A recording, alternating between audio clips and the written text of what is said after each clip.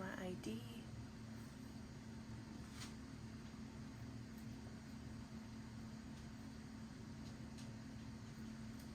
Okay.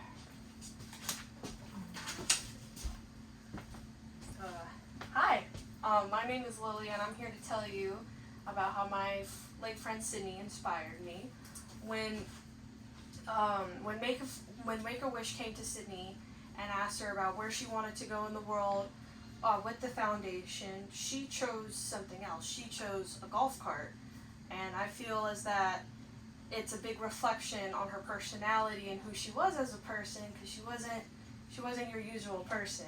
And I hope that the message that I share with you guys today inspires you like how it inspires me. And she was such an inspirational person because she was a very vigilant student.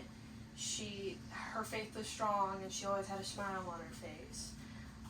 But when Sydney was first diagnosed with leukemia, she was given the option of not going to school, and she said no because she felt as an education was the most important thing any person could get. And that made me reflect on myself, because I was thinking about how I always give myself excuses every day, how I tell myself, oh, I can't do this, or I'll get to that later. And it made me think that I wanted to work harder and be a better person instead of giving myself excuses. And her dedication and her schoolwork also reflected onto her dedication and her faith. When Sydney was going through her chemo treatments, when she was sick all the time, when she was throwing up, many people are very angry, they're very upset, they're in pain.